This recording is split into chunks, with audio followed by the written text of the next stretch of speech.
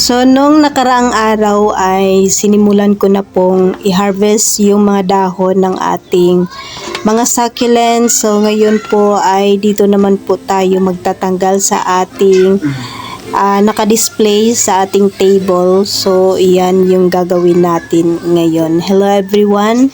Ito po si Charching ng Succulent Davao. Welcome sa ating YouTube channel. And for today's video, so heto na po yung continuation ng ating pagtatanggal ng mga dahon sa ibaba po ng ating mga succulent. So heto na yung succulent na nakatanim sa sa bucket. Ayan.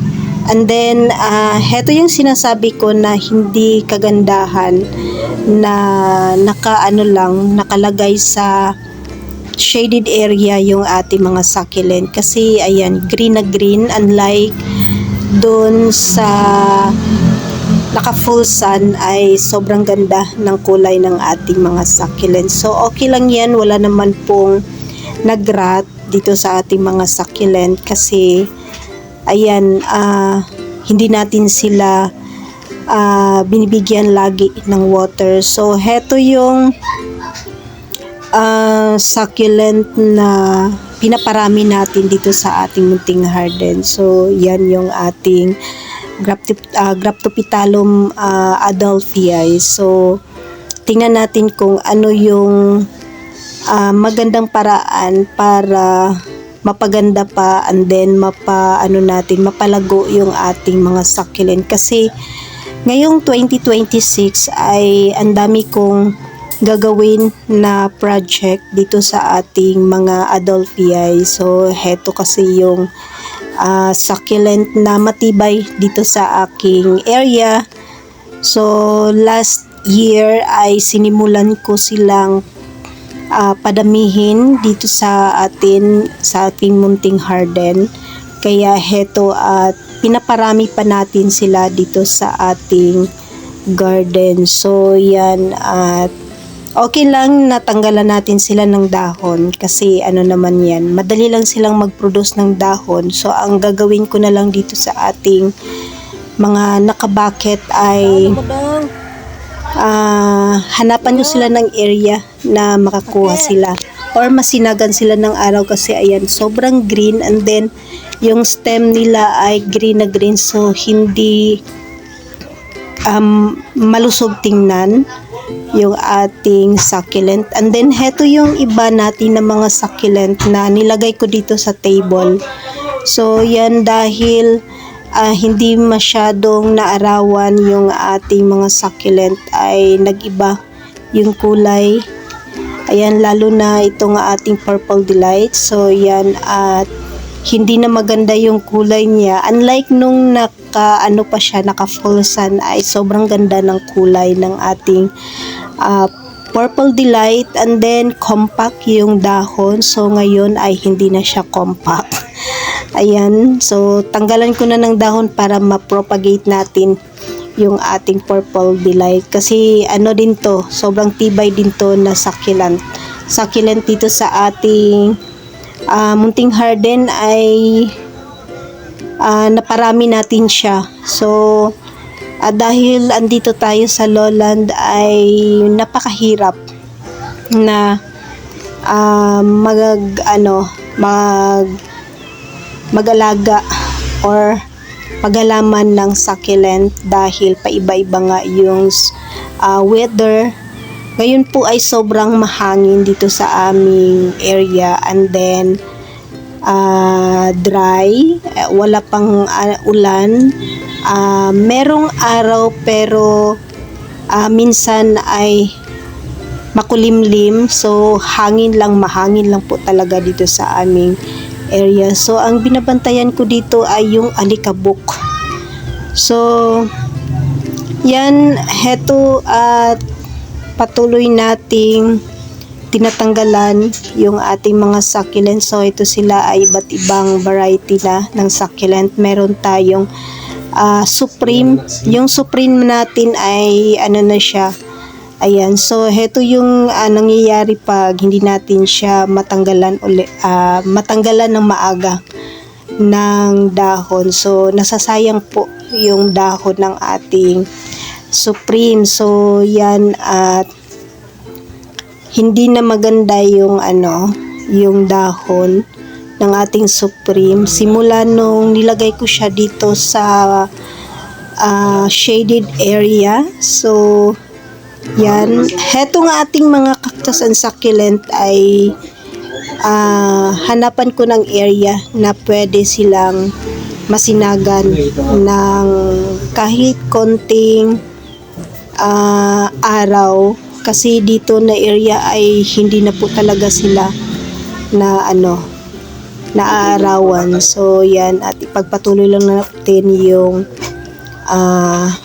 pagtanggal ng dahon. So yan, at meron na pong aerial roots tayong nakikita sa natin, Adelphii. So heto yung kaibahan pag naka-shaded yung ating, or nakalagay siya shaded area yung ating succulent. Hindi siya matibay, guys. Hindi matibay yung kanyang stem, and then yung dahon niya ay medyo payat. Ayan. So, leggy yung ating halaman. Green na green. So, hindi siya maganda. So, ang nito, ang gagawin ko ay hanapan ko siya ng area kung saan ay maarawan yung ating mga succulent. Kasi, ayaw ko na silang ibalik doon sa doon sa bougainvillea area ko, kasi dito gusto ko dito sa sa terrace natin ay meron naman po tayong naitanim na mga succulent. So yan, last year, mga ilang years ba na wala akong succulent dito sa ating terrace. So ngayon gusto ko, ngayong 2026 ay gusto ko na meron tayong succulent dito sa ating terrace. So yan, at naghahanap lang ako ng area dito sa ating terrace na pwedeng paglagyan nitong ating mga succulent. So ito sila ay mga galing din sa leaf propagation last year nung nagsimula tayong mag-propagate, na nilagay natin sila dun sa sa bougainvillea area. So heto na sila ngayon, malalaki na, and then yan, at heto na din yung tinatanggalan natin ng dahon. So nung nakarang araw ay doon tayo kumuha ng mga dahon sa bougainvillea area. So heto yung succulent na Adelphii na nakuha ko sa sa may naman ito, sa vertical wall. So yan, at hindi na maganda na ito nung nasa pa siya, vertical wall. So nung nilipat ko siya dito dahil wala ng araw, ay ayan, payat na payat yung ating succulent. So yan, tanggalan na natin ng dahon para ma-propagate natin siya, and then para tumibay yung niya, yung stem. So heto ay hanapan ko din ng area na siya, matamaan siya ng araw. So yan, sobrang dami nating nakuhang dahon. Yung mga succulent natin dito ay pa to, last 2023 ata tayo nag-start na mag-collect ng succulent after pandemic, or 2022, 2023. So ito na yung mga halaman natin. Yung iba ay hindi po sila tumagal dito sa ating area, kasi yung ibang succulent ay sensitive po sa paiba-ibang weather. So heto sila ay nakalagay sa rain or shine, sa direct sunlight. So wala po tayong greenhouse, kaya yung ating mga succulent ay hindi po tumagal So, heto lang po yung tumagal sa atin, yung ating mga Graptopetalum. Merong Graptoveria, pero hindi siya maganda dito sa ating area. So, sa iba, maganda yung mga Graptopetalum, Graptoveria, and then Echeveria ay maganda po sa kanilang lugar, lalo na po sa mga malalamig na area. So, dito sa amin ay halos naglalagas yung mga nabili nating Echeverias and then Graptoveria na succulent. So, meron namang nakasurvive, kaya lang hindi siya tumatagal kasi nga yung weather natin ay paiba-iba. So, ngayon yung weather dito sa aming location ay sobrang mahangin, windy, and then dry. So, yung aking Graptoveria ba yun, yung pretty in pink ay naglagas. So, sinisave natin yung kanyang dahon. So, yan yung yung kaibahan pag hindi sila naka-greenhouse. So, mas maganda talaga pag naka-greenhouse yung ating mga succulent.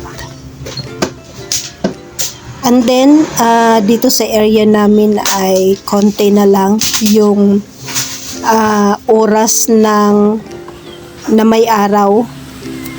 Minsan 2 hours. Minsan ay makulimlim and din mahangin po dito sa aming location. So, yan. At medyo marami yung nakuha nating dahon.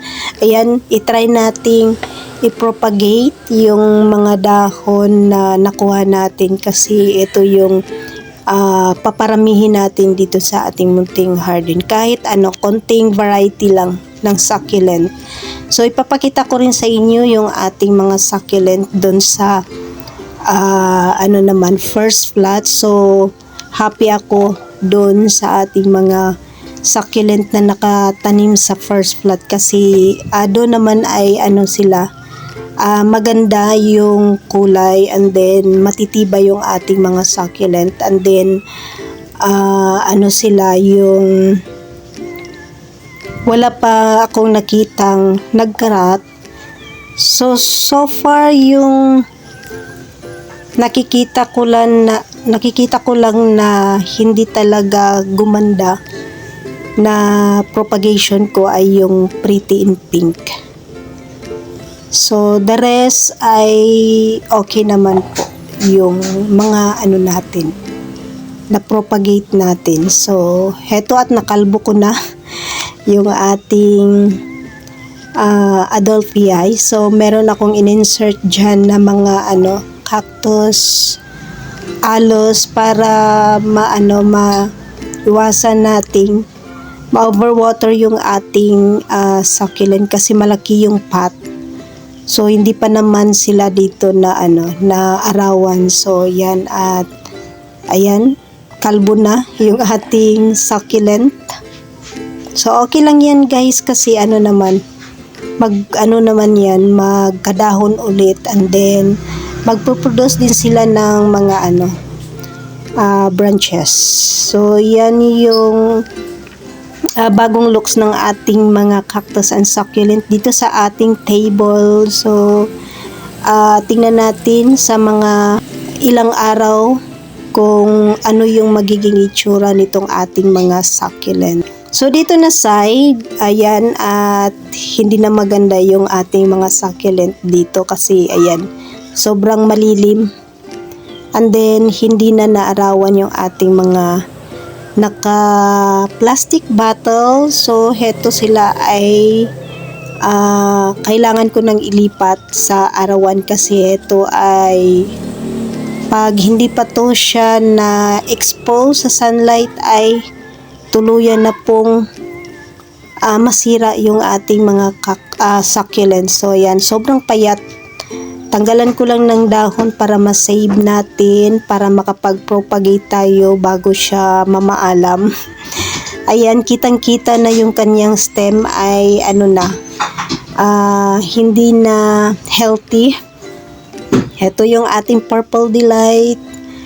So, kailangan ko na silang ilipat. So, soon ay papakita ko sa inyo kung saan ko sila ilipat na area. So, sana ay makasurvive sila sa bago nilang pwesto. Ayan, sobrang madaming farina ng ating Purple Delight. So, tanggalan ko lang sila ng dahon. Ganito yung ginagawa ko pag malalaki na yung dahon ng ating succulent, para maparami natin sila. Kung hindi mag-success yung mother plant, so meron tayong propagation. So yan, green na green yung ating Adolphii. So heto sila ay bago ko lang nailipat dito sa plastic bottle last month ata, or first week ng March. So, yan. Heto yung sinasabi kong Mendoza or Marinade. Parang Marinade siya. Ang liliit ng dahon. Pero tingnan natin kung ano yung tamang ID ng ating succulent. Kasi mas maganda pag nailagay na natin sila sa araw ay lumalabas po talaga yung totoong mukha ng succulent, para ma-identify natin kung Mendoza or Marinade yung ating halaman. And then, heto yung isa. So, ang daming dahon ng ating Adolphii. Then, heto ay, pag hindi siya naarawan, para siyang supreme. Pero, heto po ay variegated pachyphytoid.